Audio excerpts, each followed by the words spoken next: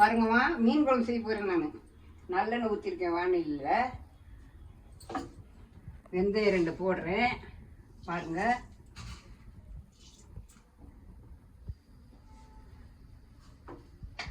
மீன் குழம்பு பாட்டி வைக்கிற மீன் குழம்பு. அப்படினால நினச்சிக்கிட்டே இருந்தேன் மீன் குழம்பு செய்யலையே, அதெல்லாம் செஞ்சுமே மீன் குழம்பு செய்யணுமே அப்படின்னு 2 கடுகு போடுறேன்.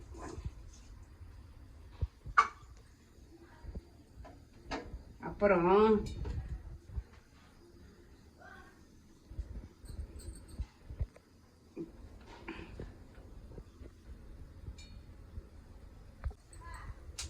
கடுகு நல்லா வெடிச்சிருச்சு. இப்போ என்னென்னா 2 பூண்டு நல்லா தட்டி வச்சுருக்கேன், அந்த பூண்டை போடுறேன் இப்படி. அதுக்கு பிற்பாடு கருவேப்பிலை 2-3 போடுறேன் இப்படி நல்லா வதக்குறேன். அதுக்கு பிற்பாடு பச்சை மிளகாய் போடுறேன், போட்டு நல்லா வதக்குறேன். வதக்கிட்டு அதுக்கப்புறம் வெங்காயம் போடுறேன். வெங்காயம் சரி, வெங்காயம் வெட்டி வச்சுருக்கேன், நல்லா நூல் மாதிரி நறுக்கி வச்சுருக்கேன். அது வெங்காயத்தை போடுறேன்.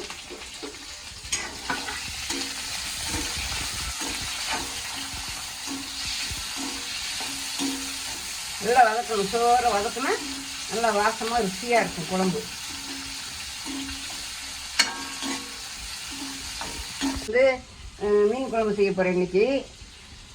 முறுக்கு போட்டிருந்தேன், முறுக்கு நல்லா இருக்குது, முறுக்கு நல்லா இருக்குன்னு பார்த்து பாராட்டினாங்க என்ன. ஒரு அம்மா உமா மகேஸ்வரின்ட்டு என்னை கேட்டிருந்தாங்க, எவ்வளோ மாவு போட்டிங்க, எப்படி பண்ணீங்கன்னு. அதுக்கும் பதில் சொல்லிவிட்டேன். எங்கள் பேத்தி சொல்லிடுச்சு. நிறைய இதெல்லாம் சமையல்லாம் பண்ணேன், எல்லாம் போட்டேன். ஆனால் இன்றைக்கி வந்து மீன் குழம்பு செய்யணும்னு ஒரு ஆசை. மீன் குழம்பு நான் செய்யலை, அதனால் செய்யணும்னு ஆசை. நீங்கள் மீன் குழம்பு செய்கிறேன் பாருங்கள், எல்லோரும் பார்த்து என்கரேஜ் பண்ணுங்கள், ஓகே போடுங்க, என்னை பாராட்டுங்க, என் கூட பேசுகிற மாதிரியே பேசுங்க. நீங்கள்லாம் பேரம் பேத்திங்க, மக்கள் தான் நீங்கள். எனக்கு என்னதான் நீங்கள் வந்து தூக்கி பேச வைக்கணும். இன்னும் நிறைய செய்யுங்க பாட்டின்னு உற்சாகப்படுத்தணும் என்ன, அப்போ தான் எனக்கு உற்சாகம் வரும். டைம்லாம் நல்லா வதங்கிடுச்சு. பூண்டு பச்சை மிளகாய் எல்லாம் போட்டு நல்லா சோறாக வதக்கிருக்கேன். இப்போ வந்து தக்காளி ஊற்றணும். தக்காளி அதை ஊற்றணும். அதுக்கப்புறம் கொஞ்சோண்டு மஞ்சத்தூள் போடணும், கொஞ்சமாக அளவா. அவ்வளோதான், மஞ்சத்தூள் கொஞ்சம், அப்புறம் மிளகாத்தூள் கொஞ்சம் அளவாக போட்டுக்கணும், காரமாக போட்டுறக்கூடாது. அப்புறம் அந்த எல்லாமே கலந்து அரைச்சி வச்சுருக்க பொடி வீட்டுக்காக எல்லா குழம்புக்கும் போடலாம், அது நல்லாயிருக்கும்.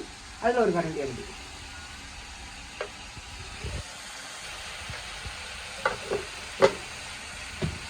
போட்டு நல்லா அதே அப்படி சோறை வதக்கணும்.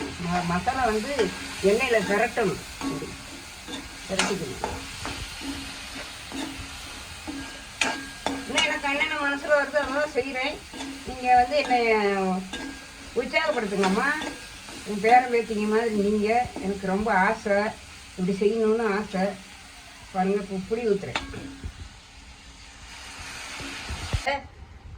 நாங்கள் 4-5 பேர் சாப்பிடணும், இவருக்கு குழம்பு வேணும், அதனால தேங்காய் கொஞ்சம் ஊற்றுறேன் குழம்புக்கு.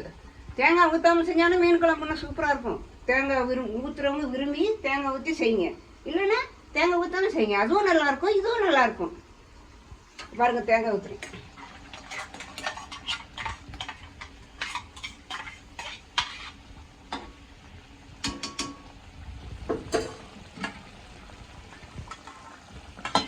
நமக்கு வேணுங்கிற அளவுக்கு குழம்புல எவ்வளோ வேணுமோ அவ்வளோக்கு ஊற்றிக்கணும் தேங்காய்.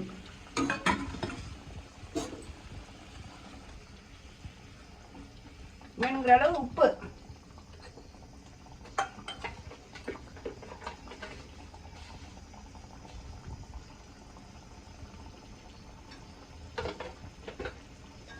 போட்டு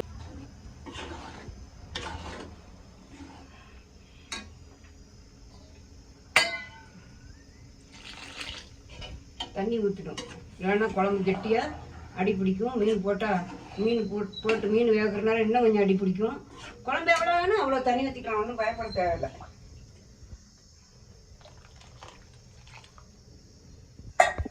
பாருங்கள், குழம்பு கொதிச்சு தனித்தனியாக பிரிஞ்சிச்சு குழம்பு நல்லா. இந்த கடுகு வச்சுருக்கேனே மீன் சீலா மீன், இது பேர் சீலா. பாருங்கள், குழம்புக்கு போடுறேன், எடுத்து போட்டு நல்லா கொதிக்கணும். பாருங்கள், சீலா மீன் குழம்புக்கு நல்லா டேஸ்ட்டாக இருக்கும். மீன் போட்டாச்சு, மீன் குழம்பு கொதிக்குது. இதுக்கு வந்து சுட சுட இட்லி செஞ்சு ஒரு 4 இட்லி போட்டு மீன் குழம்பு ஊற்றி சாப்பிட்டு பாருங்க. அட இன்னும் 2 இட்லி வச்சு சாப்பிடுவேன், எனக்கு சூப்பராக இருக்கு, போடுங்க போடுங்க இட்லியை அப்படின்னு சாப்பிடுவீங்க. இந்த சீலா மீன் குழம்புக்கும் இட்லிக்கும் அவ்வளோ கெத்தாக இருக்கும். சாப்பிட்டா தூக்கம் கூட வந்துடும், அப்படி சாப்பிடுவீங்க. இப்போ வந்து மீன் குழம்பு நல்லா கொதிச்சிச்சு, இறக்க போகிற நேரம் மல்லித்தலை அப்படி கொஞ்சம் மல்லித்தலை போட்டு கம்ம நல்லா வாசமாக இருக்கும். அடுப்பு ஆஃப் பண்ண போகிறேன்.